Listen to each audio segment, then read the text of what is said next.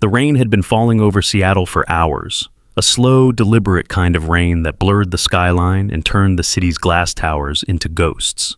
Inside the 42nd floor boardroom of Alpha Core Systems, every drop on the window felt like a countdown.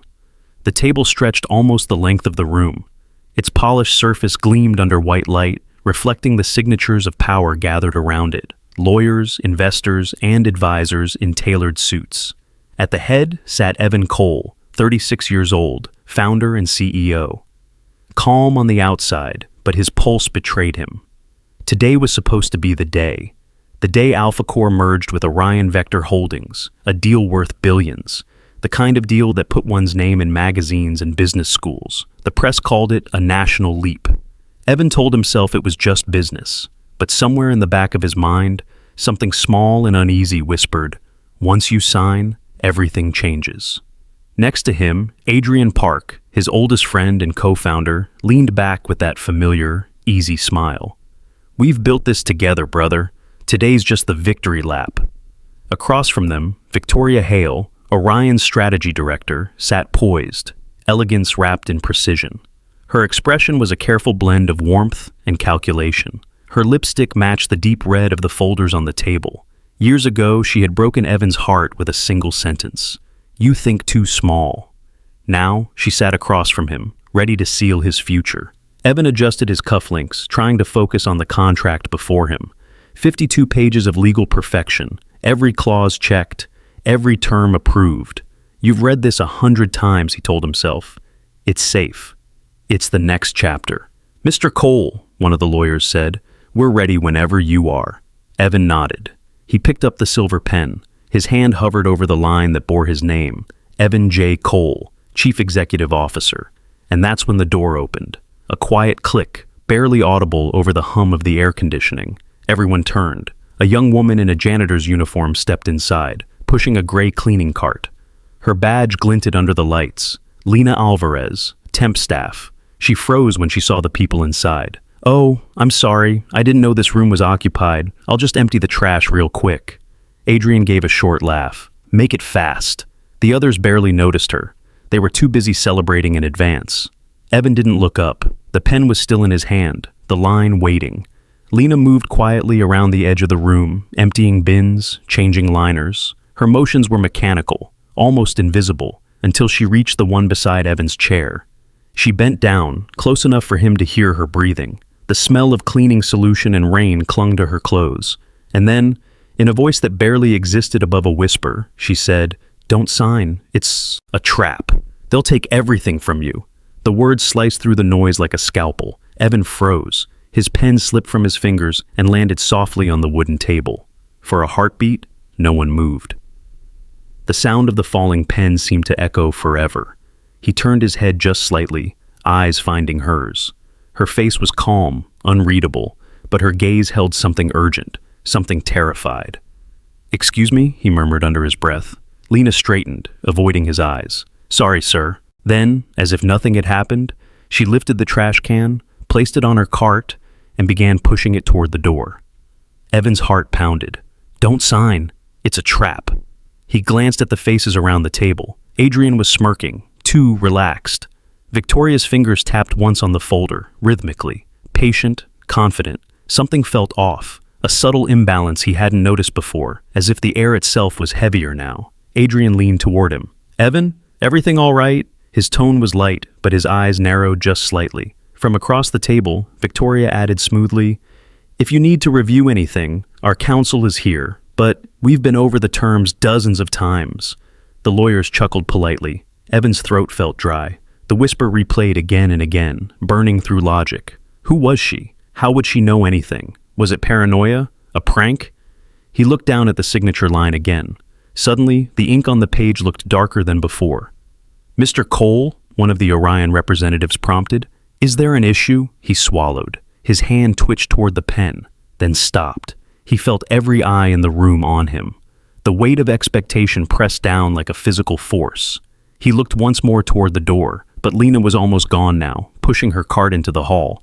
Something inside him cracked open. "I need 5 minutes," Evan said abruptly, standing up. The room went still. Adrian blinked. 5 minutes? He tried to keep his tone casual, but there was a hint of irritation in it. "Evan, we've got everyone here. The terms are finalized." "I just need 5 minutes," Evan repeated, his voice steady but firm. Victoria's lips curved faintly, an unreadable half-smile. "Of course. Take all the time you need, Mr. Cole. It's a big decision." Evan didn't wait for permission. He turned, crossed the room, and pushed through the glass door. Behind him, the conversation murmured back to life.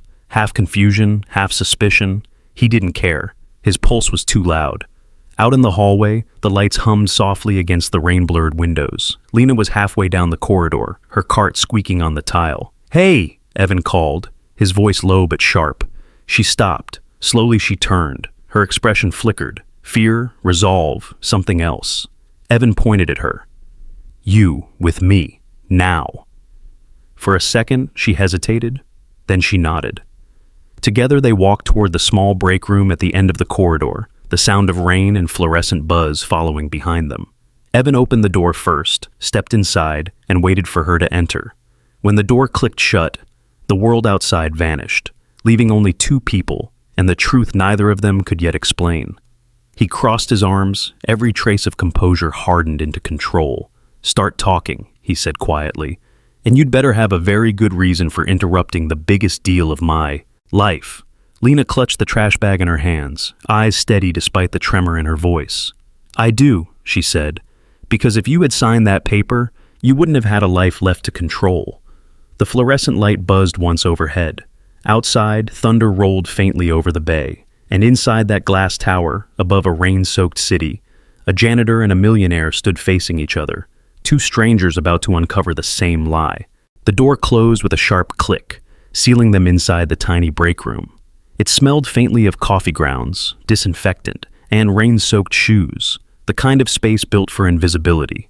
Evan stood near the sink, his hands resting on the edge of the counter. His reflection stared back at him in the stainless steel panel, the reflection of a man who wasn't sure what was happening anymore. Across from him, Lena Alvarez held a black trash bag in her gloved hands. Her posture was tense but composed, her eyes fixed on him like someone who had already accepted the consequences of what she was about to say. For a long, heavy moment, neither spoke. The hum of the fluorescent lights filled the silence. Finally, Evan broke it. "Start talking," he said quietly, "and make it worth the 5 minutes I just burned in front of half the board." Lena took a small step forward, lowering the trash bag to the floor. Her voice was calm but tight, the way people sound when they've rehearsed something in their head 100 times. "I know what you think," she said. "That I'm crazy, or that I'm trying to get attention. But I've been cleaning these floors for 8 months, Mr. Cole. Long enough to learn who stays late, who forgets to lock their office, and who thinks no one's listening when the cleaners come through." Evan frowned, crossing his arms. "And what exactly did you hear?" Lena met his gaze. "Your partner, Mr. Park, and the woman from Orion, Victoria Hale." Her voice caught slightly on the name, but she pushed on. "I overheard them last week in the executive conference room after midnight. They were talking about you, about the merger, about how this deal isn't a partnership, it's a transfer, a clean one. Everything in Alpha Core's name becomes collateral for Orion's offshore accounts." Evan's eyes narrowed. "That's ridiculous. The contract was reviewed by 3 legal teams." "Yes," Lena said, "your legal teams, not theirs." He straightened up, irritation flaring beneath his confusion. "You're telling me my best friend, the man who built this company with me, is setting me up? That's absurd." Lena took a slow breath. "You asked me to make it worth your time, so listen carefully." She stepped closer, close enough that he could see the small ink smudge on her left glove, a mark of someone who worked with her hands, not words. "They're using the merger to bury Orion's bad debts inside Alpha Core's structure," she explained. "Once you sign, the liability transfers to you. The intellectual property, your patents, your algorithms, they move to a subsidiary in Singapore under Orion's umbrella. You become the legal face of a sinking ship. They walk away clean." Evan stared at her, every instinct screaming to dismiss it. It sounded too extreme, too paranoid, and yet, the small, cold knot in his stomach refused to loosen. He tried to sound calm. "You're making serious accusations, Ms. Alvarez. Do you realize what that means?" "I do," she said. "It means I'll probably lose my job. Maybe worse, but it also means you need to stop trusting the wrong people before you lose everything. The fluorescent light above them flickered once, buzzing like static. Evan exhaled, rubbing the bridge of his nose. You said you overheard them. You have proof? I do, she said, nodding. Photos of the altered documents, snippets of internal logs, transfers from Orion's shell accounts to your partner's side company. Her words hit him like small, measured blows. Where did you get all this? He demanded. From their carelessness, Lena replied simply. People who think no one notices never hide things well. They leave files open on screens. They talk too loud. They forget that the cleaning crew can hear everything. Evan leaned against the counter, trying to process. His mind flicked through years of friendship with Adrian, the late nights, the startup struggles, the loyalty that had felt unbreakable. He wanted to laugh, to dismiss this as madness. But instead, he found himself asking a question he didn't expect to ask. Why tell me? He said finally. You could have ignored it, collected your paycheck and gone home. Lena hesitated. Because I've seen this happen before, she said quietly. Good people signing papers they don't understand. And by the time they realize the trap, it's too late. Her eyes flicked toward the window, where the rain streaked down the glass in thin, trembling lines. I couldn't stay silent and watch it happen again. Not if I could stop it. Evan studied her. She didn't look like someone lying. She looked like someone terrified, but resolved. Still, the distance between their worlds was glaring. His watch cost more than her monthly rent. His signature could change markets. Hers was on a cleaning schedule. All right, he said after a long silence. You're saying you have evidence. I'll see it. But you bring it to me directly. When? She asked. Tonight, he said. 8 o'clock. Old server room, 12th floor. He paused, choosing his words carefully. That wing's been decommissioned for years. No cameras, no janitors. You'll have privacy. Lena nodded slowly. I'll be there, but there's one condition. If you see what I show you, you have to decide whether to trust your instincts or your contracts. Evan gave a humorless laugh. That's easy. I trust proof. Then I'll bring it, she said. He pushed off the counter, stepping closer, his voice lowering. Let's be clear about something, Ms. Alvarez. If you're lying, if this is some elaborate story or a personal grudge, I'll make sure your badge doesn't open a single door in this city again. Lena didn't flinch. If I'm wrong, I'll hand it to you myself. But if I'm right, she met his gaze head on. You'll realize the people you trust most are the ones already holding the knife. Evan's jaw tightened. The words stung more than he wanted to admit. For a moment, neither of them spoke. The hum of the vending machine filled the air. Two people from opposite ends of the company, one polished by power, the other hardened by survival, locked eyes across the invisible line of class, rank, and fear. Finally, Evan reached for the door handle. 8 o'clock, he repeated. One chance, she echoed. He stepped out first. The hallway felt colder than before. As the door swung shut behind him, Lena stood alone under the flickering light, her reflection caught in the stainless surface of the refrigerator, a ghost in the house of power, about to rewrite its story. Evan walked back toward the boardroom, his mind already a storm. Adrian would ask questions, Victoria would smile that knowing smile, and he would pretend everything was fine. But the whisper still clung to him, alive under his skin. Don't sign. It's a trap. For the first time in his life, Evan Cole, man of data, logic, and absolute control, didn't know whether to trust the numbers in front of him or the woman in the janitor's uniform who had just risked everything to warn him. Outside, thunder rolled again over the sound, and somewhere between the 42nd floor and the rain-soaked streets below, a battle had quietly begun, one that would decide who really owned Alpha Core Systems, and who among them had the courage to face the truth. The old server room hadn't been used in years. Most of the cables had been stripped from the walls, and the air smelled faintly of dust and cold metal. The low hum of a forgotten ventilation fan was the only sound in the room, steady, mechanical, like a nervous heartbeat. At precisely 8 o'clock, Evan Cole stepped through the door. He didn't bother with a suit jacket this time, just a dark shirt rolled at the sleeves, his tie loosened. His face looked older than it had that morning, the weight of curiosity and suspicion pressing down like gravity. Across the room, Lena Alvarez was already waiting, sitting on an overturned box beside her cleaning cart. She looked out of place under the sterile blue light of the backup server screen, her shadow stretching long behind her. When she saw him, she stood quickly, holding her phone tight in her hand. "You came," she said quietly. "I said I would," Evan replied. "Let's make this quick." Lena nodded and tapped her phone. "Then listen." The audio began. Low at first, just the static hum of a recording made in secret. Then two voices, muffled but unmistakable, filled the air. The first was Adrian Parks, calm and confident. "He'll sign because he trusts me. After that, I'll force him to step down, for the sake of stability. Then the rest belongs to us." The second voice, light and elegant, responded with a hint of laughter. "You really think he won't suspect?" "Evan's predictable," Adrian said. "He still believes integrity wins in this business. He'll never see it coming." The recording clicked off. Evan stood perfectly still, his mind splitting between disbelief and the icy certainty that came with hearing betrayal in stereo. He tried to swallow, but his throat was dry. "Where did you get this?" "Outside the executive lounge," Lena said.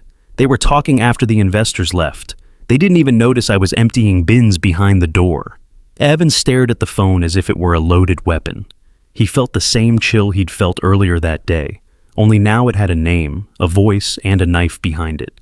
Lena swiped to the next file. "There's more." The screen filled with photos, blurred at the edges, taken through glass. A conference table, two copies of the same contract side by side. On one, Evan's name was printed above 62% ownership control.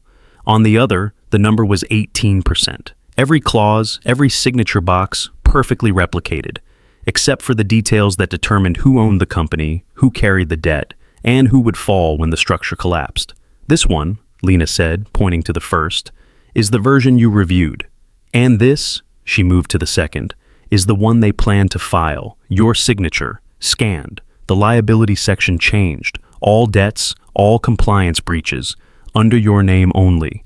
Evan's hands clenched. The paper in front of him wasn't real, but the rage felt like iron. He paced a few steps away, one hand on the back of his neck. How could they even— "Shell companies," Lena said. "Singapore, Zurich, Panama. Orion's structure is layered through offshore subsidiaries. I used to audit firms like that. Once you sign, the merger executes automatically through their counsel. By the time you notice, it's done." Her tone was clinical, like a doctor delivering a fatal diagnosis. Evan turned to her, eyes sharp. "And you expect me to believe you just happened to uncover this?" Lena didn't flinch. "I didn't happen to. I recognized the pattern." She hesitated, then showed one last image. A photo from her phone.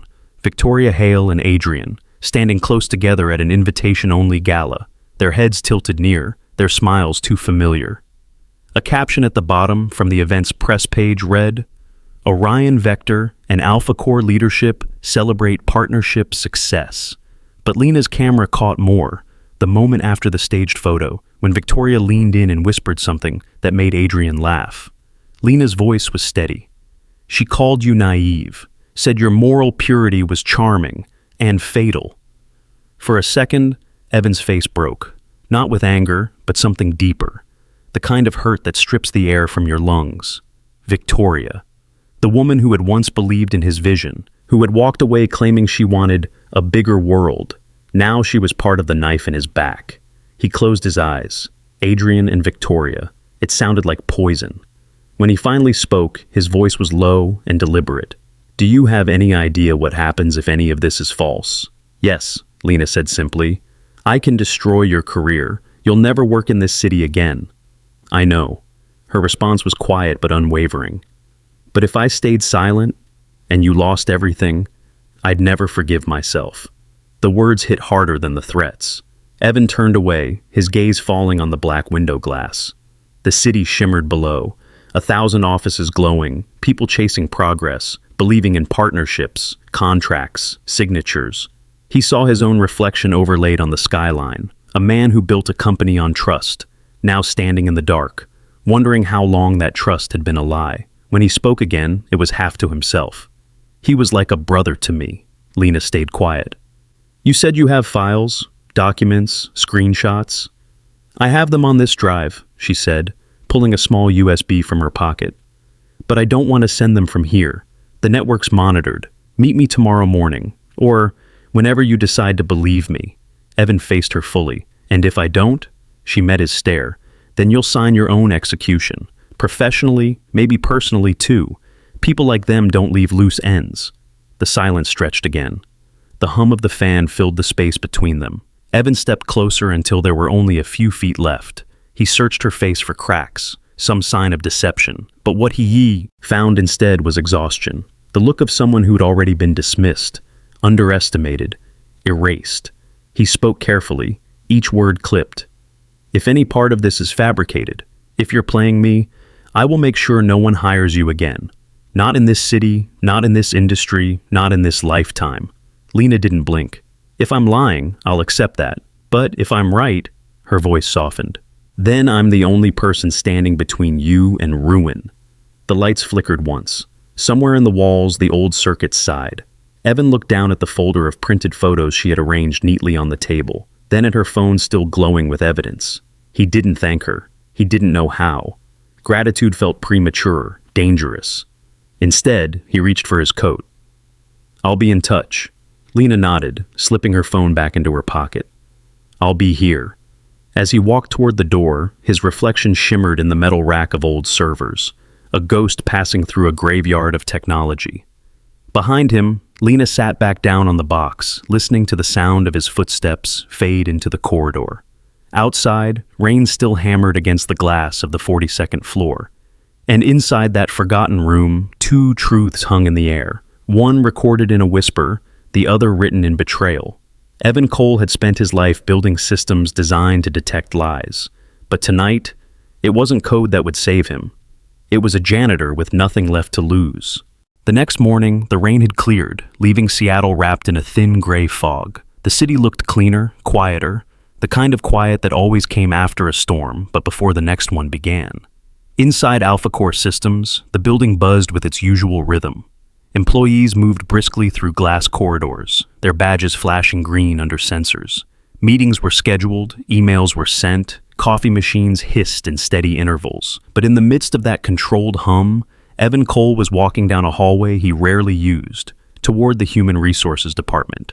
It wasn't a place he visited often. CEOs didn't dig through employment files. That was someone else's job. But today, Evan needed answers. The kind that didn't come from data or projections. The HR office smelled faintly of paper and carpet cleaner. Rows of cabinets lined the walls, each drawer neatly labeled with department codes. Behind the counter sat Martha, a middle-aged woman with a polite but weary smile. "Mr. Cole," she said, startled when she saw him. "Is there something I can help you with?" Evan adjusted his collar, his voice low but firm. "I need to review the file of one of our temporary staff.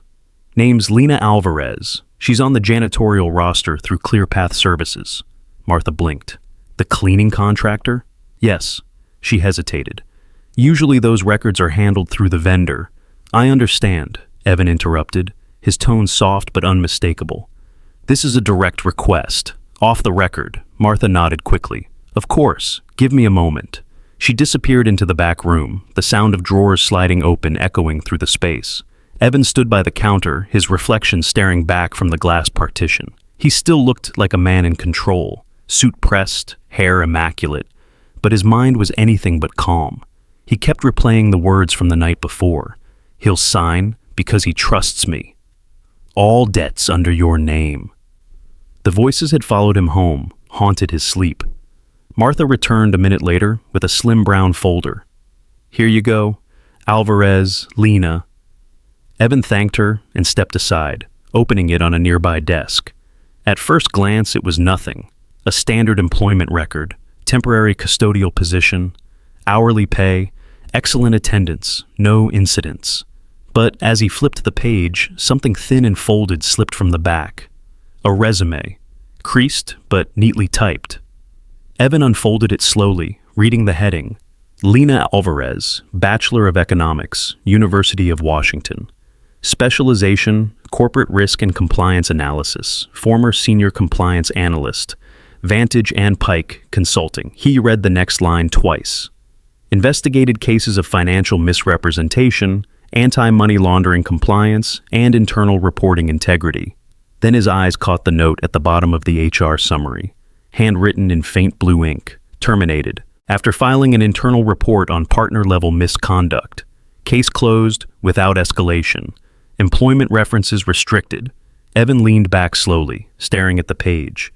Terminated after filing a report. It didn't take a genius to read between those lines. She hadn't been fired for incompetence. She'd been silenced. His mind raced. This wasn't a janitor who stumbled on gossip. This was a woman who had once lived inside the system. Someone who had seen what corruption looked like from the inside and paid the price for confronting it.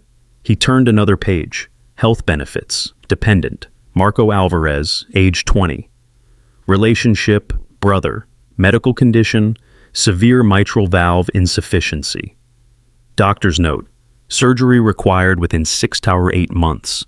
Estimated cost, $240,000. Evan stared at the line until it blurred. His chest tightened. That number wasn't just financial, it was survival. For her brother, for her. He imagined Lena standing in that boardroom yesterday, pushing a cleaning cart, whispering danger into his ear, while holding her entire world together with duct tape and courage. He flipped back to the resume, to the words, compliance risk analyst. She had once written the rules. Now, she scrubbed coffee stains from the floors of people who broke them. Martha's voice broke his thoughts. Everything all right, Mr. Cole? Evan blinked, realizing he had been standing motionless for too long. Yes, he said quietly, I'm fine. But his tone betrayed something else. Disbelief, guilt, maybe respect. He closed the folder carefully, but before handing it back, he asked, Who processed her hiring?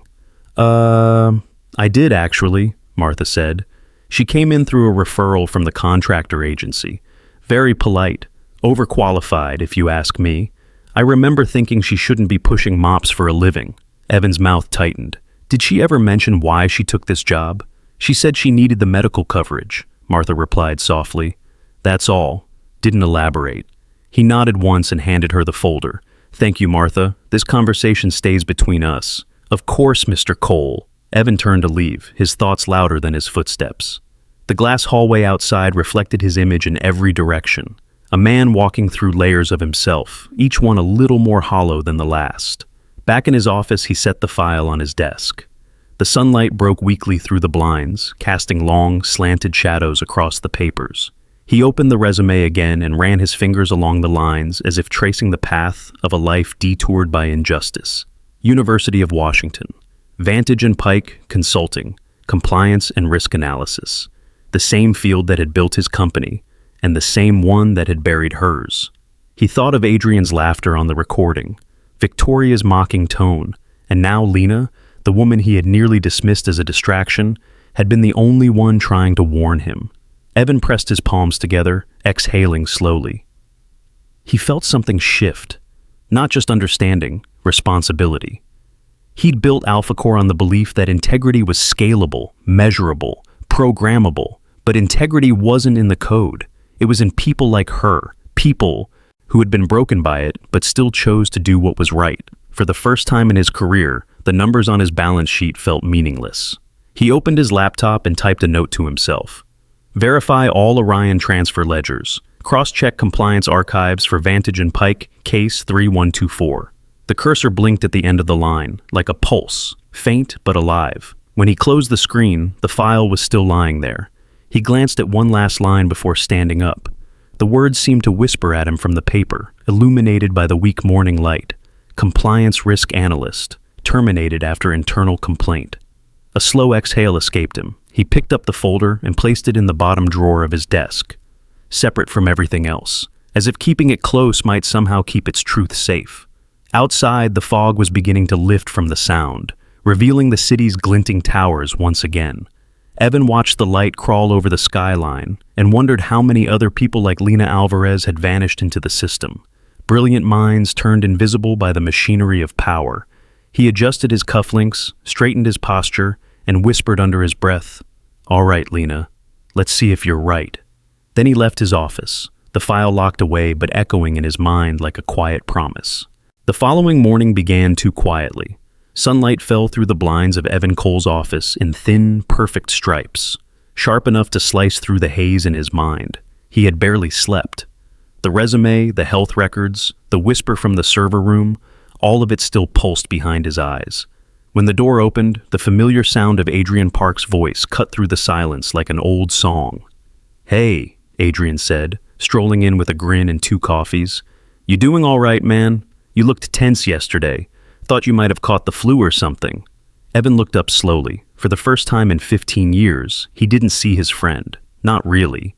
He saw someone rehearsed, confident, maybe too confident. Someone who had learned the art of smiling without meaning it. Adrian set a cup on Evan's desk. "Triple shot, oat milk, your usual." "Thanks," Evan replied, his voice neutral. Adrian leaned against the window, looking out over the city.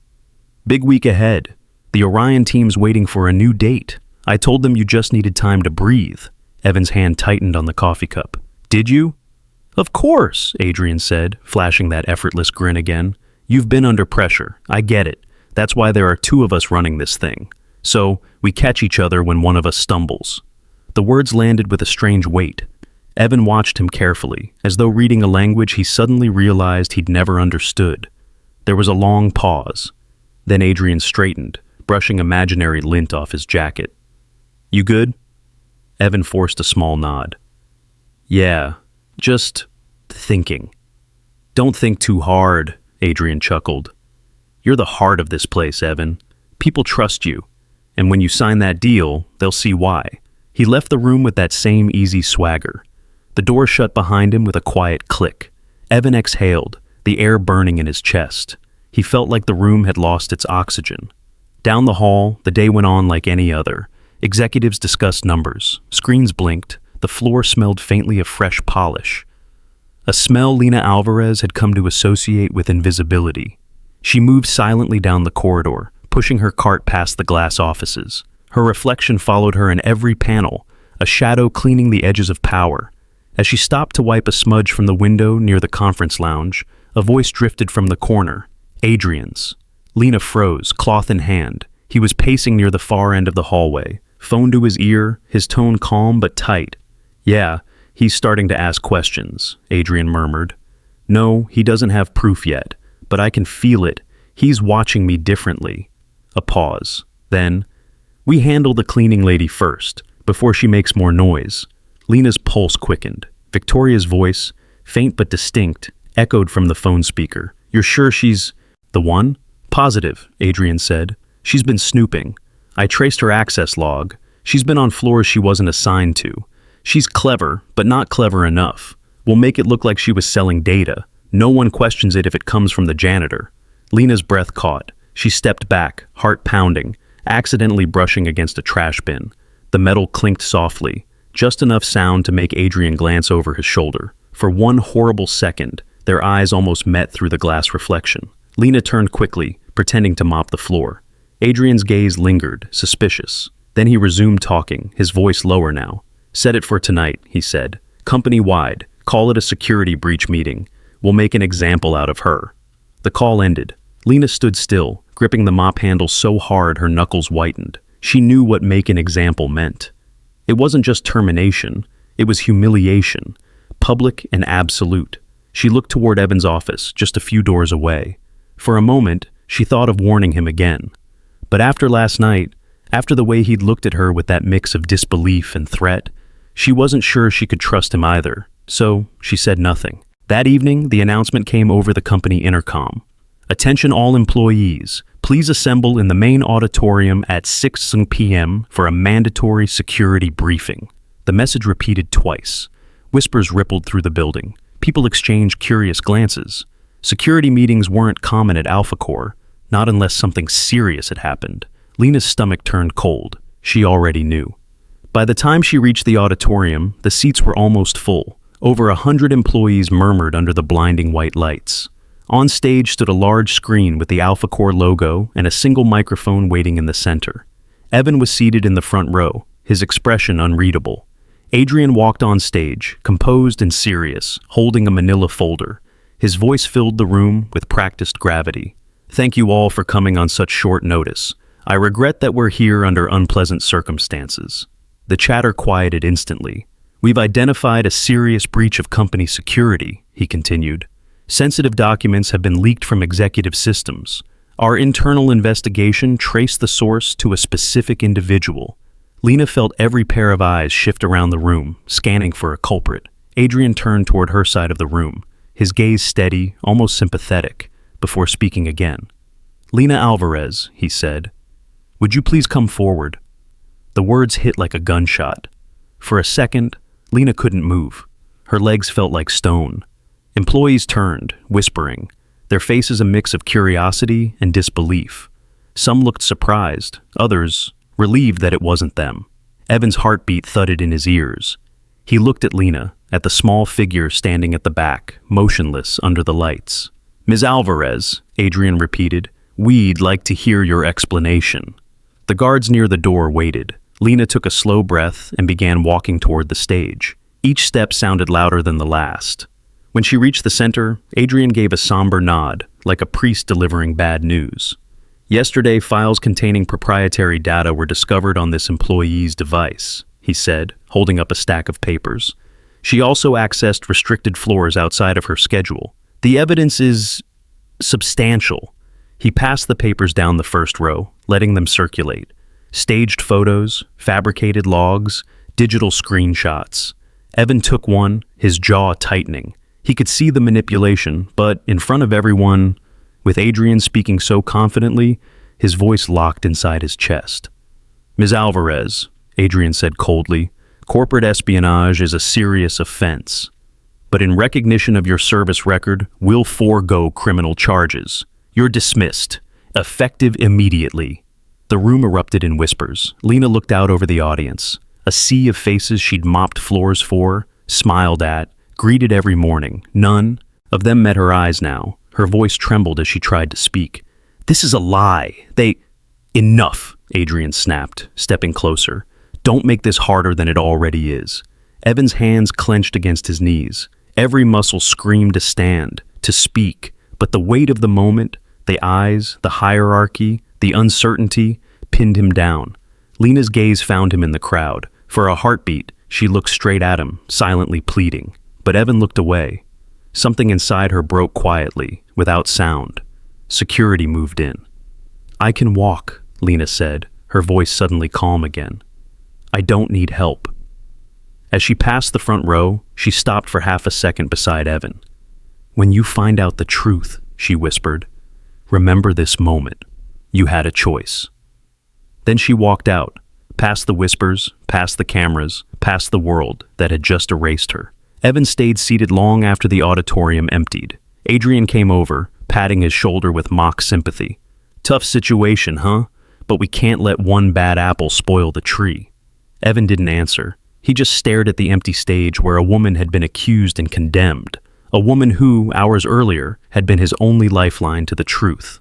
Outside, the night rain had returned, tapping against the tall windows. And somewhere beyond those walls, Lena Alvarez walked alone through the city, stripped of her badge, her job, her dignity, but not her courage. Because in the cold light of betrayal, she still carried something Evan had just lost: faith. The city slept under a curtain of mist, but the lights in Alpha-Core Tower burned faintly against the darkness. One floor near the top still alive, flickering like a restless conscience. It was 2:07 a.m., a psalm, when Evan Cole stepped out of the elevator. The polished marble floor reflected his silhouette. Immaculate suit, loosened tie, and eyes hollowed by exhaustion. He hadn't even tried to sleep. The images from the auditorium kept looping in his head. Lena's trembling voice, Adrian's calm performance, the silence he himself had chosen. He had watched a lie destroy someone brave enough to tell the truth, and he'd done nothing. Now, that guilt gnawed at him, sharper with every breath. The security cameras at this hour only blinked on motion sensors. He moved quickly down the corridor, swiping his badge to access the executive server room, a space normally reserved for system admins and corporate legal teams. The heavy steel door clicked open. Inside, the air was cold, the hum of machines constant. Rows of servers lined the walls, each one a silent witness to every transaction, every buried secret. Evan sat at a terminal, the glow of the screen washing his face pale. He logged in under his CEO credentials. Command lines scrolled across the monitor, the sterile language of access permissions and encryption keys. He wasn't looking for numbers tonight. He was looking for ghosts. The main database blinked open, revealing folders labeled merger documentation, Orion correspondence, financial liabilities. But then his eye caught something unusual. At the very bottom of the directory tree, nested under an unrelated compliance folder, was a line of text in gray, nearly invisible unless you were searching for it. Orion Addendum K Internal Legal Transfer. Addendum K, Evan whispered under his breath. He'd never seen that in any draft or board packet. He opened it. The file unfolded like a confession. Addendum K, Post-Merger Reallocation of Intellectual Property, Clause 1. Upon completion of merger, all intellectual property registered under AlphaCore Systems will be reassigned to Helios Data Trust, Singapore. Clause 2. 82% of assets under this transfer are to be held under the discretion of trustees, Adrian Park and Victoria Hale. Clause 3. CEO Evan Cole remains the legal guarantor for liabilities, pending transition period review. Evan stared at the words until they blurred. His hand hovered over the mouse. He scrolled further. There was a timestamp. Digital signatures from both Orion's counsel and AlphaCore's co-founder, Adrian Park. He felt something inside him collapse. He clicked through to the financial ledger, his fingers trembling slightly. A list of wire transfers appeared. The most recent one just 3 days ago. 27,000. Advance for merger operational costs. Destination, Helios Data Trust. Routing number, an offshore account in Singapore. But the beneficiary field told the truth. Park, Adrian. J. He leaned back in his chair, breath uneven. The room felt smaller now, closing in with every heartbeat. For years, Adrian had been his other half. The one who handled negotiations, who stayed late when Evan couldn't, who said things like, "Don't worry, I've got this." And all this time, he had been scripting Evan's downfall line by line. Evan opened the email archive next, running a quick search for Helios. Dozens of messages popped up, most between Orion and Adrian, but one caught his attention immediately. From Victoria Hale. 2. Adrian Park, subject, post-signature plan. He opened it, and as the words loaded, his stomach turned. He'll sign because he trusts you. Once the press release goes out, push for the leadership restructure. Tell the board it's for market stability. Evan's moral code makes him predictable, easy to control. We'll be gone before he even realizes what we took. He scrolled down further, finding a forwarded note from Adrian to a private address. Singapore accounts verified. Once he signs, we disappear clean. Evan stared at the screen. His pulse roared in his ears. He reread the words again and again, as if repetition might somehow change their meaning. Predictable, easy to control. He trusts you. He let out a shaky breath. That was the blueprint. His faith turned into a weapon. His ethics rewritten as weakness. He'd built AlphaCore to stand for something different. Integrity, transparency, a place where innovation didn't require compromise. And now it was being gutted from the inside, by the two people who'd once shaped his life, his best friend and the woman he thought he'd loved. The silence in the room grew deafening. He pressed his palms to his face, dragging them down slowly, trying to breathe past the weight in his chest. He wasn't just angry, he was ashamed. Ashamed for not believing Lena when she'd tried to save him. Ashamed for sitting there while Adrian destroyed her in front of everyone. The screensaver flicked on, the AlphaCore logo glowing faintly in blue. He stared at it, the symbol of everything he had built, and whispered to himself, "What have I done?"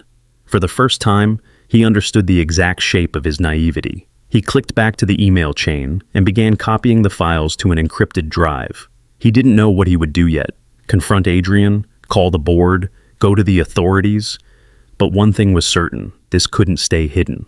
As the files transferred, a soft ping echoed through the server room. The progress bar crept toward completion. 45%, 68%, 100%.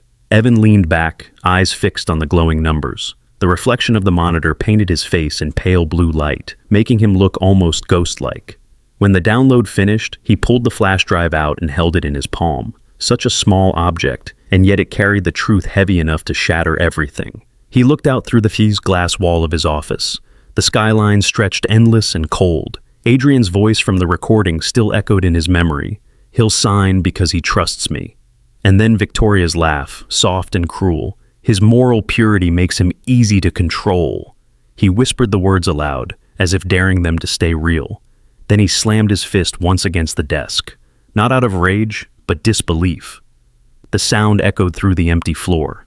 Outside, lightning flashed across the bay, illuminating the faint reflection of his face against the window, the face of a man who finally realized he wasn't the hero of his own story.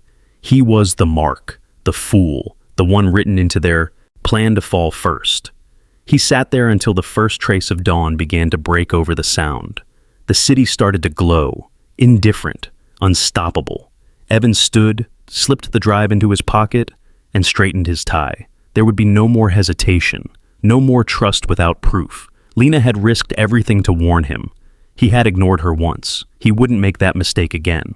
The morning air was pale and heavy with fog, the kind that turned the world into watercolor. The freeway stretched endlessly ahead of Evan Cole, his hands gripping the steering wheel tighter than necessary.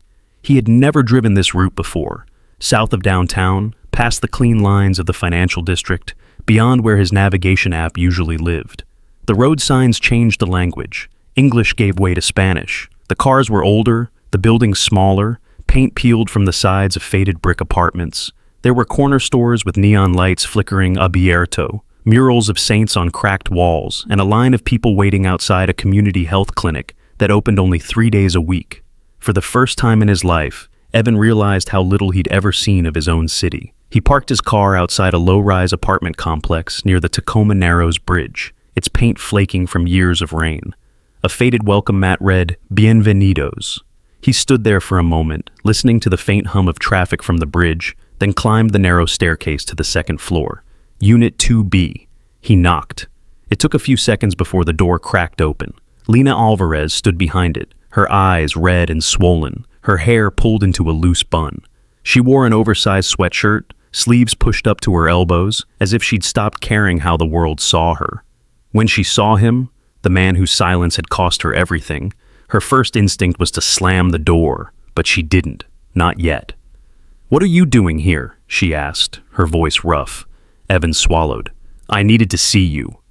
"To do what?" she snapped. "Apologize? Explain why you sat there while they dragged my name through the dirt? Because I don't need your guilt, Mr. Cole. I need a job. I need my brother's insurance back. And unless your apology can pay hospital bills, you can turn around and leave." Her words hit like glass breaking.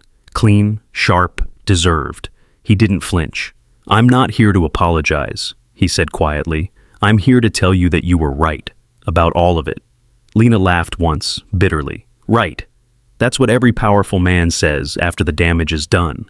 But her hand loosened slightly on the door frame. Something in his voice didn't sound rehearsed this time. "Please," Evan said, "just 5 minutes." After a long pause, she stepped aside. The apartment was small, barely a living room and a kitchenette, walls the color of faded yellow. A single space heater hummed in the corner. The curtains were thin, letting in a cold gray light from the cloudy morning. A few photographs hung on the wall, one of a young boy in a hospital gown holding up a peace sign, another of Lena and him laughing beside a cheap birthday cake.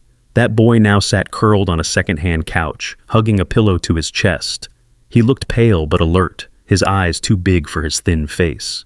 "Marco," Lena said, softly, "this is Mr. Cole. He's—" "The boss," the boy interrupted, grinning weakly.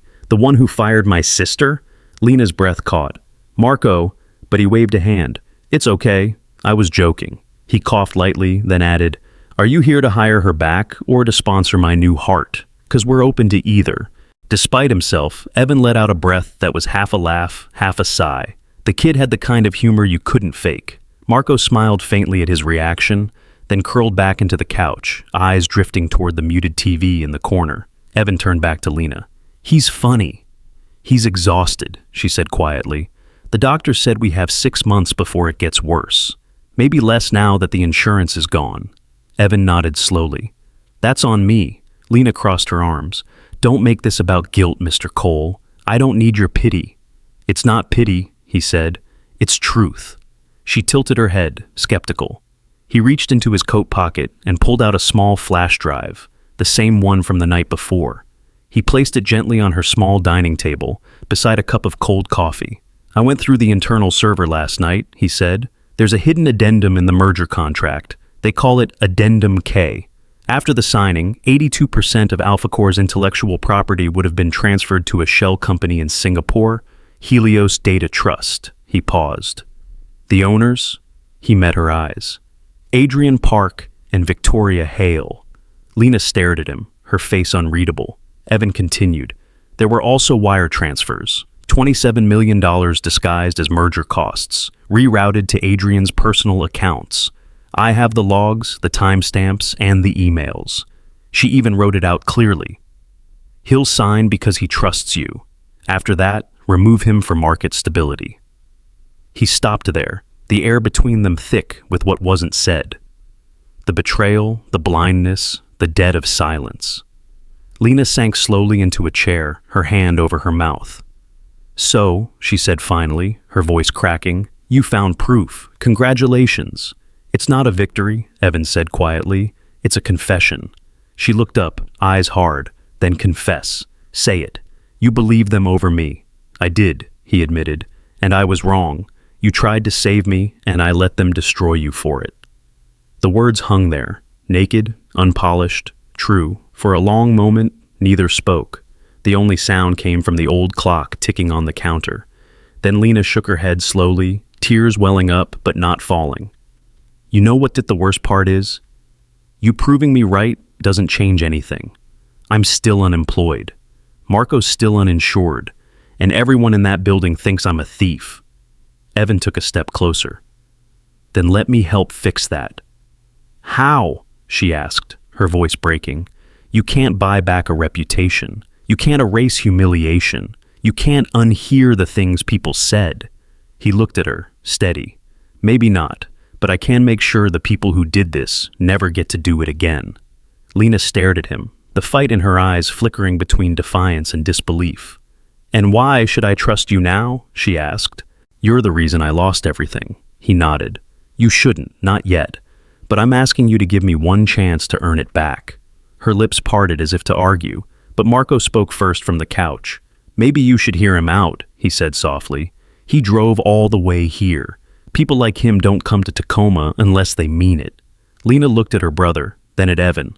The morning light shifted through the curtains, washing the room in gray-blue. Outside, the faint rumble of cars crossing the Tacoma Bridge echoed through the distance, the sound of movement, of things still trying to go forward. Finally, Lena exhaled. All right, talk. But if this is another lie, it's not, Evan said. You have my word. Her expression softened slightly, just enough to let him stay. For the first time, he didn't look like a CEO. He looked like a man stripped of his armor, standing in the home of someone who had every right to hate him, and still willing to try. He sat down across from her. The light between them shifted again, not warm yet, but less cold. Somewhere outside, a gull cried over the sound. And as Lena folded her arms on the table, still guarded but listening, Evan began to speak, not like a man explaining numbers, but like someone who finally understood the cost of silence. By dawn, Evan Cole had made a decision that no boardroom could have taught him. It wasn't about profit, control, or strategy. It was about conscience. He sat at his desk, the skyline outside still half asleep, and searched for the number he'd written down the night before. Dr. Mateo Ruiz, chief cardiac surgeon at Harborview Medical Center. When the call connected, a calm, professional voice answered. Dr. Ruiz speaking. Evan hesitated for a moment. This wasn't the kind of call he was used to making. Doctor, my name is Evan. I'm calling about a patient, Marco Alvarez. He's on your cardiac surgery list. A pause. Then, yes, I'm familiar with the case. Congenital valve defect, late-stage deterioration. Unfortunately, he's not cleared yet for surgery. Insurance issues. Evan's jaw tightened. If someone, anonymously, were to cover all expenses, could you proceed? The doctor's tone shifted, cautious but curious. Mr. Cole, we have donation protocols, but they require documentation. Are you representing an organization? No, Evan said. Just someone who owes that family more than money. There was silence on the line for a few seconds, the kind of silence where understanding settles. I see, Dr. Ruiz said finally. If the funds are verified through our donation office, we can schedule the procedure within 2 weeks. Do it, Evan said, and make it look like it came from a community health grant or some internal program. I don't want them to know it was me. Dr. Ruiz nodded, voice warm now. That's rare. Most donors want to be seen. Not this time, Evan replied quietly. Just make sure he gets his heart. He hung up before the doctor could ask any more questions. 3 days later, Lena received a call from the hospital. She was mopping the hallway of a small insurance firm that had hired her part-time, her phone buzzing in her pocket. When she answered, she heard the gentle voice of Dr. Ruiz's assistant. Miss Alvarez, I'm calling about your brother, Marco. Lena froze. Her mop clattered softly against the bucket. Is he okay? He's fine. Actually, we have good news. Marco's case has been approved for the Harborview Compassionate Care Program. It's a special fund for critical surgeries. His operation has been scheduled for 2 weeks from today. Lena blinked, unsure she'd heard correctly. There must be a mistake. We didn't apply for any program. These programs sometimes select patients automatically, the assistant explained, kindly. The important thing is, the full cost will be covered, completely. For a moment, Lena couldn't breathe. Her throat tightened, her knees weakened, and she pressed a hand against the wall to steady herself. Thank you, she whispered, her voice trembling. Thank you so much. When she hung up, she stood there in the middle of the hallway, surrounded by fluorescent light and the smell of bleach, crying silently, not from pain this time, but relief. It felt like a miracle. She had no idea that the miracle had a name. Later that afternoon, Evan waited near the Harborview Medical Center parking lot. The hospital loomed in front of him, all glass and steel and hope. He had no right to be there, not really, but he couldn't stay away. When Lena appeared at the entrance, clutching a hospital folder to her chest, she looked dazed, like someone who had just been handed back her life. He stepped out of the car. Lena? She froze mid-step, eyes narrowing slightly. What are you doing here? I heard about Marco's surgery, he said, careful not to sound like the reason. That's incredible news. Yeah, she said, her voice still raw from crying. They said it was a special fund, some rare approval. I don't even know how it happened. Evan nodded, pretending surprise. Maybe someone upstairs decided it was time for some justice. Lena gave a short laugh, half disbelief, half gratitude. If that's true, it's the first time the system's ever worked for us. They stood there in the quiet hospital lot, the afternoon sun soft and golden over the parked cars. Finally, she spoke again. Why are you really here, Evan? He looked down for a moment, then met her gaze. Because I owe you more than I can ever repay. Lena folded her arms. I told you, I don't want money. It's not about money, he said quickly. It's about what I did, or rather what I didn't do. She frowned slightly, watching him struggle with the words. I betrayed you, he said. In that auditorium, I could have stopped it. I could have spoken, but I stayed quiet, because I was afraid. Afraid of losing Adrian, afraid of shattering a friendship I thought was family. I chose silence over courage, and you paid the price for it. Lena stared at him, her eyes unreadable. You were right about everything, he continued. About them, about me, about what integrity really means. He took a step closer. And now, I'm trying to fix what I broke. Not for the company, not for a merger, but for my own soul. The words weren't smooth, they came out rough, stripped of his usual composure, but that made them real. Lena looked at him for a long time, searching for the lie. There wasn't one. You think you can fix this? She asked quietly. I don't know, he admitted, but I have to try. The wind shifted, carrying the faint smell of sea air from Puget Sound. For the first time, Lena didn't look like she wanted to run. She leaned back against the hospital wall, eyes softening, exhaustion lining her face. You know, she said after a pause, when they fired me, the hardest part wasn't losing the job. It was realizing that the one person I thought might believe me didn't. Evan nodded slowly. And now? She hesitated. Now, I don't know what to believe. Then start with this, he said gently. Believe that I'm done being the man who stays quiet. Something shifted. Between them then. Not forgiveness, not yet, but the fragile beginning of trust. The sun slipped lower, casting long shadows across the asphalt. A nurse wheeled a patient past them, and for a moment, the world around them moved again. Lena brushed a tear from her cheek. "I should go. Marco's inside waiting for me." Evan nodded. "Of course." As she turned to leave, he said softly, "Lena, for what it's worth, you made me remember who I wanted to be." She paused, then looked back at him. "Just make sure that man actually shows up," she said. Their eyes met, hers still guarded, his stripped bare, and then she walked away, disappearing into the hospital's glass doors. Evan stood there long after she was gone, watching his reflection blur in the car window. For the first time in months, he felt something he hadn't felt since before the merger began. A sense of direction that wasn't measured in numbers or contracts. A quiet voice inside him said, "This is what redemption starts like. Not with applause, not with victory, but with the courage to look someone in the eyes and admit the truth." The next morning, the sky over Elliott Bay was washed in gray and salt. Seagulls drifted low over the water, and inside a small cafe tucked between a pier and a bait shop, Evan Cole and Lena Alvarez sat at a corner table, half hidden from the morning crowd. Steam curled from their cups of hot cocoa, rising into the cold air like smoke from a quiet battlefield. Between them lay a thick folder of printed documents, contracts, wire logs, and a USB drive that looked harmless but could destroy empires. "This is everything," Evan said softly, sliding the file toward her. "The hidden addendum, the offshore accounts, the voice recordings. Adrian and Victoria built a machine of deceit, and it's time to shut it down." Lena stared at the folder, her fingers tracing the edges of the paper.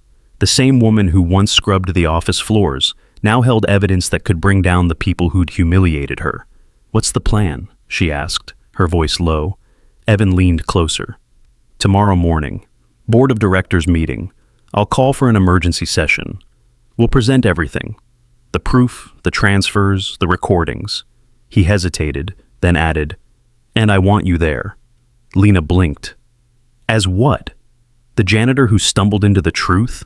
"As Vice President of Internal Operations," Evan said, the words steady but sincere. "You know the systems better than anyone. You saw the rot before I did. Help me rebuild it." For a moment, she didn't breathe. The title, the offer, it was more than a job. It was acknowledgement. It was someone finally saying she had been right all along. But then came the question, sharp, cold, and necessary. "Why should I trust you this time?" Evan's gaze didn't waver. "Because if I don't have you standing next to me, I'll become exactly what Adrian said I was, naive and useless." He exhaled, the confession almost a whisper. "I believed that once. I'm not letting it become true." Lena looked at him for a long time, eyes full of storm and disbelief, then said quietly, "You don't need a janitor to fix your conscience." "I don't need a janitor," he said. "I need a partner." Something fragile passed between them, a truce stitched together with honesty and exhaustion. Lena finally nodded. "All right, let's do it." But while they were building a plan, Adrian Park was already building a weapon. By the next morning, the storm had arrived, not from the sky, but from inside Alpha Core's glass tower. Evan barely had time to hang up his coat when the office door burst open. Adrian walked in first, his smile polished and poisonous. Behind him, Victoria Hale followed, immaculate in black, her heels striking the floor like punctuation marks. They didn't knock. They didn't need to. "Morning, partner," Adrian said smoothly, tossing a manila folder onto Evan's desk.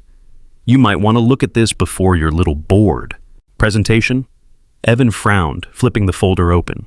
Inside were photographs, grainy but clear enough. Him standing at Lena's apartment door, him inside her living room, him handing something that looked like a check. Each photo was time-stamped and arranged like evidence in a prosecution file. "What is this?" Evan asked, voice low. "Context," Victoria said coolly, crossing her arms. "Documentation of a CEO exploiting a vulnerable ex-employee for personal gain. Payment for silence, framed as a donation for her brother's surgery." Evan's jaw clenched. "That's absurd." "Is it?" Adrian leaned casually against the edge of the desk, the way friends do before they stab you. "You were seen at her place.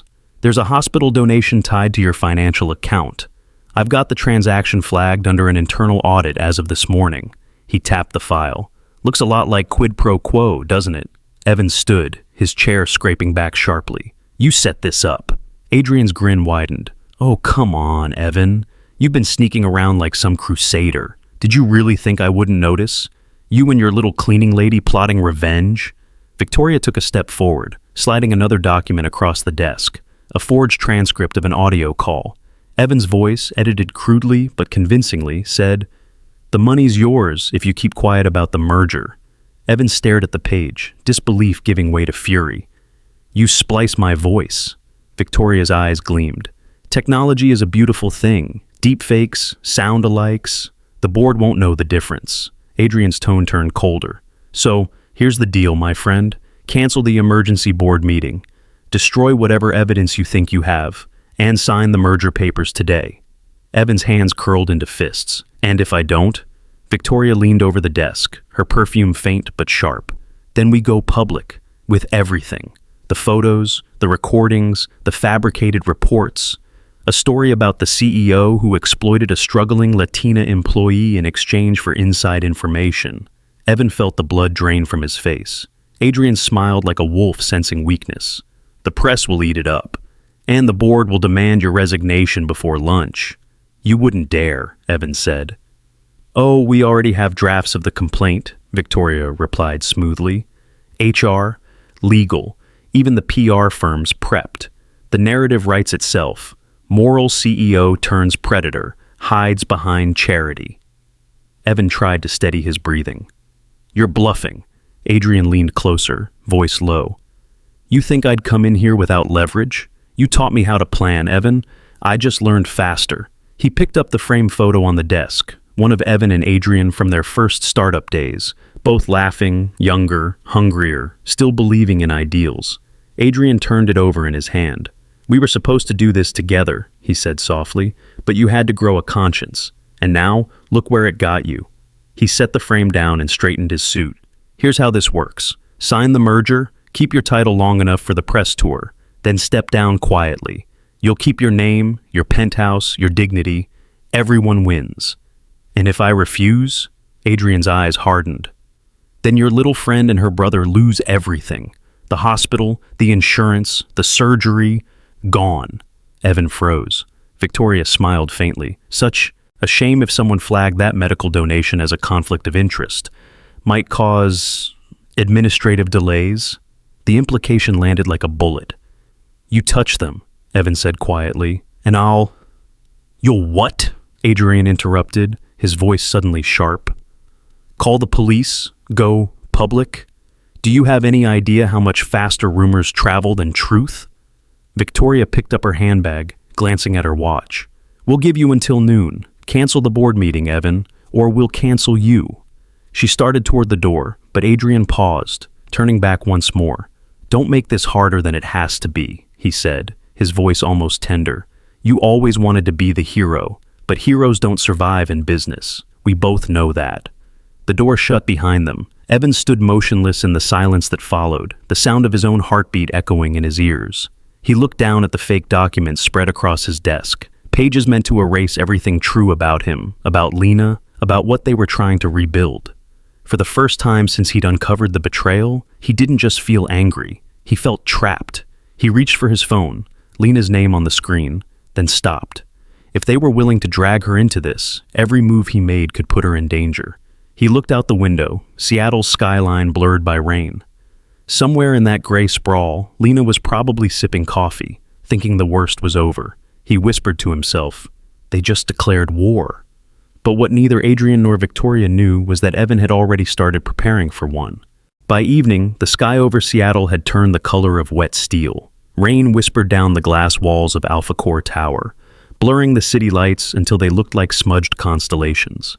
Inside a small apartment in South Tacoma, Lena Alvarez stared at her phone, replaying the last 30 seconds of Evan's voice message. "The board meeting's canceled. Something came up. We'll talk soon," but his voice wasn't calm. It was strangled, the tone of a man cornered. She didn't need to ask why. She knew. When powerful people ran out of arguments, they started using threats. And Adrian Park had always been a man who smiled while tightening the noose. Lena set her phone down and looked across the room at Marco, asleep on the couch under a pile of blankets. The faint hum of the oxygen machine filled the silence. She touched his forehead lightly, then whispered, I'll fix this. I promise. By 11 p.m., the rain had thickened to a steady curtain. Lena walked the length of the loading dock behind Alpha Core Tower, the one used for supply deliveries. The guard on duty barely looked up. He'd seen her before, countless nights during cleaning shifts when she was invisible to everyone who mattered. "Working late again, Miss Alvarez?" he asked, glancing at his clipboard. She smiled faintly, the kind of smile that could pass for fatigue. "You know me. Deadlines." The elevator doors closed behind her with a hiss. She pressed the button for B2, the service corridor. The same hallway she had once walked with a mop and cart. The same one that led to the executive floors, if you knew which codes hadn't been updated. The sound of her boots echoed softly on the concrete as she made her way toward the freight elevator. Her ID card was long deactivated, but she still remembered the backup keypad combination. She punched it in, whispering to herself, "Security by convenience. Adrian never changes." The elevator buzzed once, then unlocked.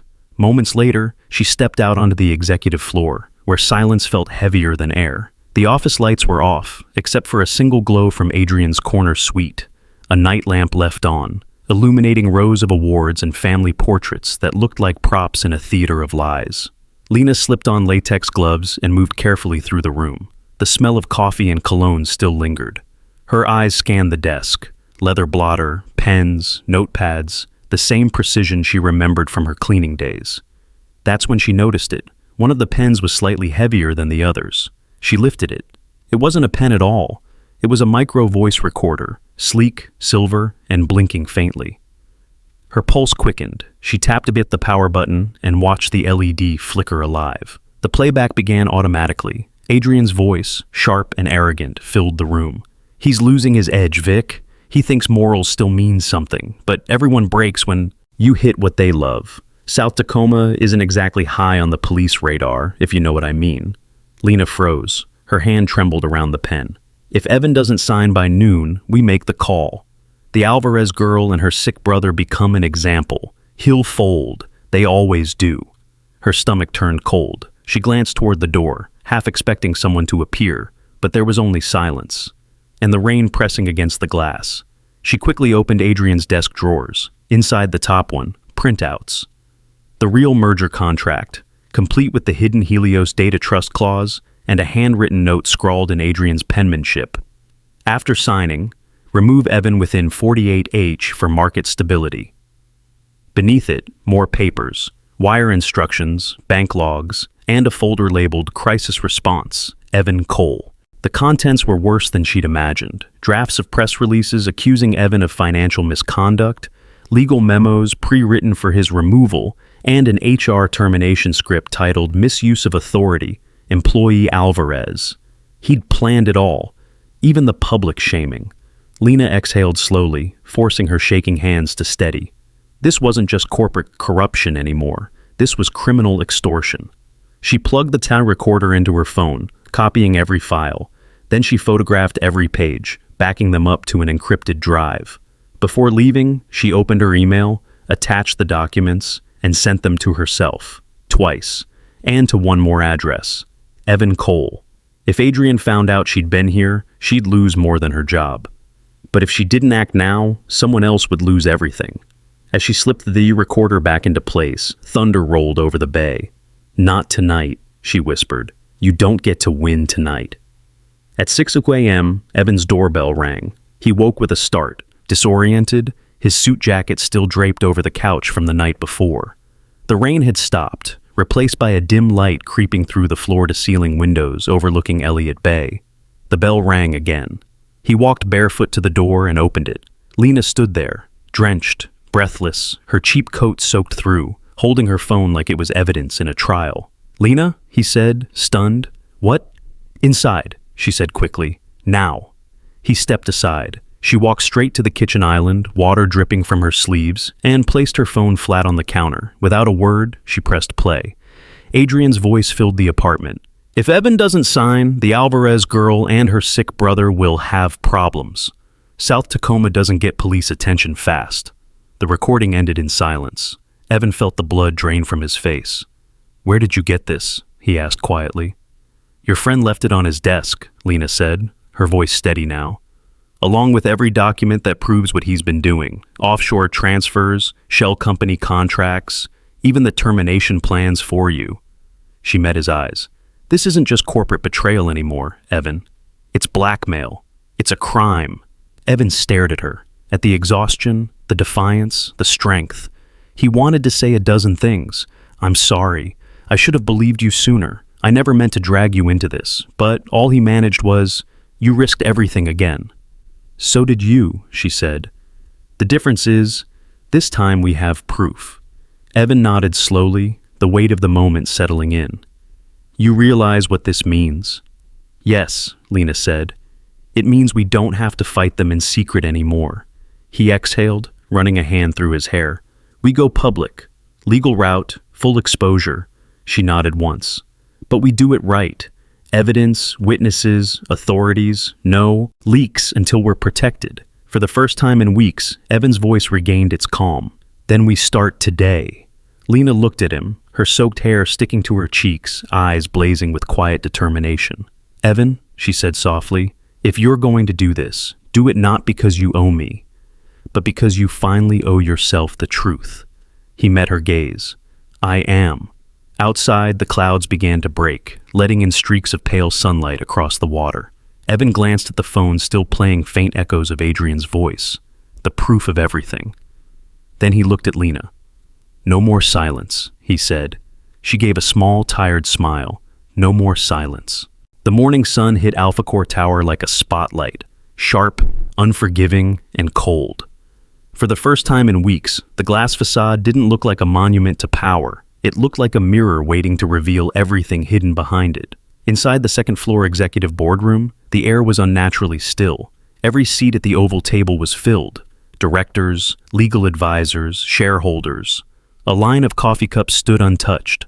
At the far end sat two unfamiliar figures, a state financial crimes investigator and a Federal Trade Commission auditor, badges discreetly clipped to their jackets.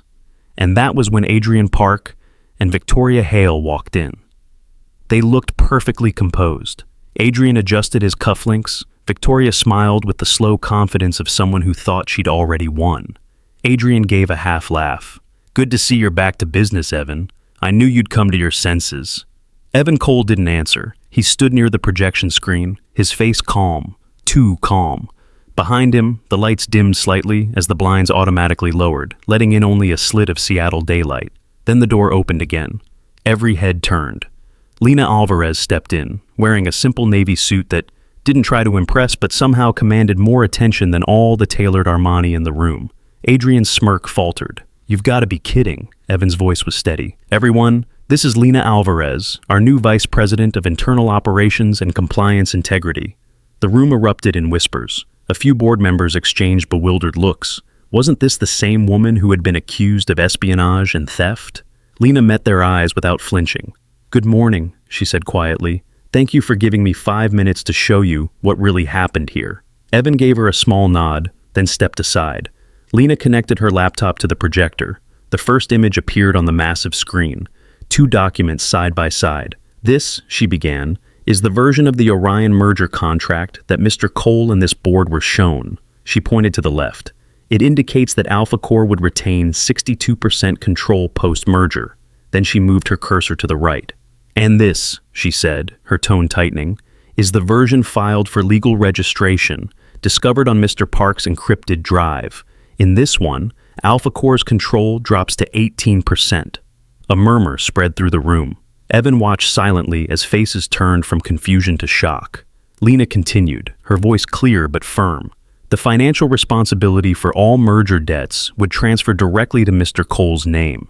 Meanwhile, 82% of the company's intellectual property rights were reassigned to a shell corporation, Helios Data Trust, registered in Singapore. She clicked again. A flowchart appeared, glowing blue against the white wall, a web of lines and arrows tracing money through, offshore accounts. Here, she said, zooming in, you can see the chain of transfers. $27 million labeled as operational fees routed directly from Alpha Core to Helios. The final destination, personal accounts owned by Mr. Adrian Park and Ms. Victoria Hale. Adrian's jaw tightened. You can't prove... Lena didn't even look at him. Actually, we can. She tapped the keyboard. A waveform appeared on screen. Then Adrian's own voice filled the room. He'll sign because he trusts me. Once the ink dries, we push him out for the sake of market stability. Helios takes control before he even knows what happened. A few gasps broke the silence. One board member covered his mouth. Another muttered, "Good God." Victoria's face had drained of color. "This is illegal. You can't use private recordings." Lena turned toward her, eyes like ice. "You should be familiar with recording devices, Ms. Hale. This one was found in Mr. Park's pen." Victoria blinked, speechless. Lena's tone softened, almost regretful. "But it doesn't end there." She clicked again. This time the audio was shorter, only 15 seconds, but the words landed like a blade. "If Evan doesn't sign, the Alvarez girl and her sick brother will have problems. South Tacoma doesn't get police attention fast." The voice was unmistakable, Adrian's. A wave of disbelief swept through the room. The federal auditor straightened in her seat, eyes narrowing. Lena's voice remained calm, but there was a tremor beneath it. "That was recorded 3 nights ago. It constitutes coercion and blackmail under federal statute." For a heartbeat, no one moved. Then the state investigator rose from his chair, pulling a small notebook from his coat. "Mr. Park, Ms. Hale," he said formally, "under the authority of the Washington State Financial Crimes Division and the Federal Trade Commission, you are now subjects of an active investigation." The sound of pens clicking, papers shifting, chairs scraping filled the silence. He read clearly, each word cutting through the air. "Charges may include fraudulent financial misrepresentation, document falsification, extortion, and criminal coercion involving a whistleblower's family member. You will accompany us for questioning." Adrian's voice cracked for the first time. "You can't just—" "Yes, we can," the investigator said flatly. Victoria looked at Evan, desperate, searching for some trace of the man who used to protect her, but he was silent, unreadable. The investigator gestured toward the door. 2 plainclothes agents stepped in, collecting the evidence folder from the table. Adrian tried to stand tall, but his face had gone ghostly pale. "You'll regret this, Evan. You think this company will survive without me?" Evan finally spoke. His voice was quiet, steady, but full of something that made the entire room still. "It already has," he said, "because the only thing that ever threatened Alpha Core was what you turned it into." Adrian's eyes darkened. Victoria looked away. As the agents led them toward the exit, Lena stood motionless, her hands clasped tightly in front of her. The moment Adrian passed her, he muttered under his breath, "This isn't over." Lena met his glare without blinking. "It is for you." When the door shut behind them, the silence that followed was heavy, but this time it was clean. The investigator gathered his papers and nodded toward Evan. "Mr. Cole, we'll be in touch for your full statement, but for now, congratulations on saving your company." He and the auditor left quietly. The board members turned to Evan, their expressions transformed. No longer skepticism or suspicion, but something closer to respect. Evan took a slow breath. "There's one more thing I need to say," he began. He turned toward Lena. "This woman," he said, voice firm but soft, "saved this company, not me."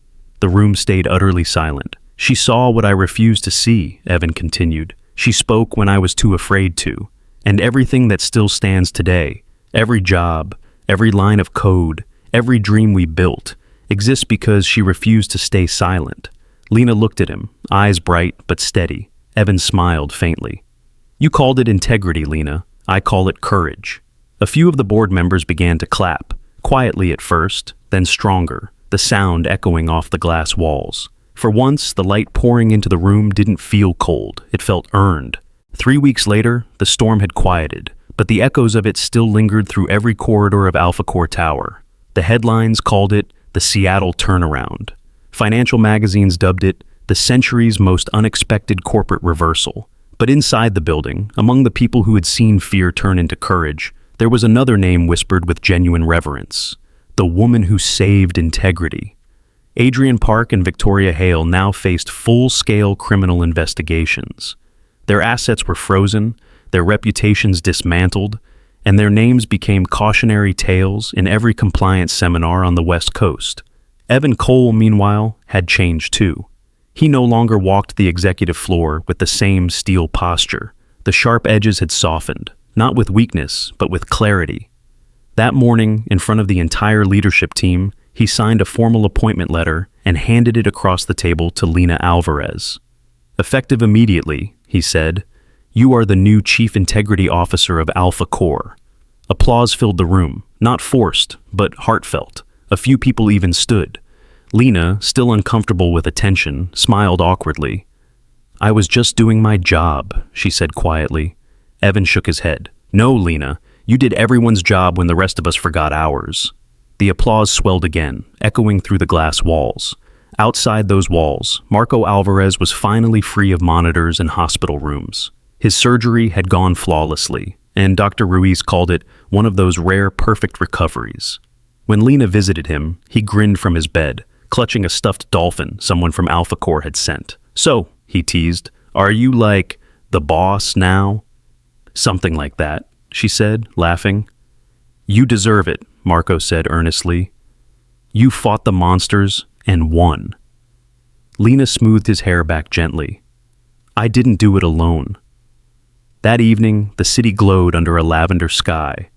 Evan and Lena stood on the Tacoma Narrows Bridge, the same one she'd crossed on nights when she didn't know if she could afford hope. Below them, Puget Sound stretched wide and quiet, mirroring streaks of orange and violet light. The wind was cold, but peaceful, the kind of cold that wakes, not wounds. Neither of them spoke for a while. The hum of passing cars filled the silence like a heartbeat. Finally, Evan said softly, "Do you ever think about how close we came to losing everything?" Lena smiled faintly. "Every day. But maybe we had to lose the illusion first." He looked at her, really looked, this woman who had walked through fire without armor, who had chosen truth over comfort. "I owe you more than a company," he said. "You didn't just save Alpha Corps. You saved the better version of me, the one I thought I'd lost somewhere between ambition and fear." She turned to face him, her eyes catching the last of the sunset. "That version was always there. You just needed someone to tell you not to sign the wrong deal." He laughed softly. "Then maybe I should make sure I sign the right one this time." Her brow furrowed slightly. "What do you mean?" He took a slow breath, the kind of breath a man takes before saying something that might change the shape of his life. "I don't want to just rebuild Alpha Corps," he said. "I want to build something else too, something that lasts longer than numbers and quarterly reports." He hesitated, then looked straight into her eyes. "I want to build a life, with you in it, if you'll let me." For a heartbeat, the world went still, the wind, the traffic, even the sound of the bay below. Then Lena gave a small, incredulous laugh through the tears that had begun to gather in her eyes. "Then you'd better sign that clause up front," she said, voice trembling but bright. "Don't wait for someone to whisper, 'Don't sign again.'" He laughed, a quiet, genuine sound that broke the weight of everything they'd carried. Evan reached out, and she didn't pull away. The wind picked up, catching strands of her hair and the edge of his loosened tie. For once, neither of them looked like the roles they'd been trapped in. Not the CEO and the janitor, not the savior and the saved. Just two people who had walked through the same storm and found something worth keeping on the other side. They stood close, the city lights shimmering in the distance, the waves below whispering like old secrets finally put to rest. Evan spoke again, quietly, almost to himself. "You know, after all this, power doesn't mean what it used to." "What does it mean now?" Lena asked. He smiled faintly. "Responsibility, kindness, and the courage to listen when someone tells you the truth." Lena nodded, leaning slightly against the railing. "Those are good terms to build on." He turned toward her. "Then maybe that's our next merger." She looked at him, eyes full of something between laughter and tears. "This one better not need lawyers." "No," he said, "just honesty." The air grew colder, and she shivered slightly. Without thinking, he shrugged off his jacket and draped it over her shoulders. "You really should stop doing that," she murmured, half amused. "What?" "Trying to fix things you didn't break." He smiled, his voice low. "Maybe, but you made me want to try." Lena looked at him for a long moment, then leaned her head gently against his shoulder. The last of the sun disappeared behind the Olympic Mountains, and the bay turned to liquid silver. For the first time in years, neither of them felt afraid of what came next. It wasn't victory they were standing in. It was peace. Fragile, hard-won, but real. And as the evening lights blinked on across the water, they didn't speak of contracts or corporations or power. They spoke softly about family, about safety, about the kind of future that wasn't built on fear or ambition, but on the quiet certainty that integrity, once restored, could hold more than a company together. It could hold two hearts,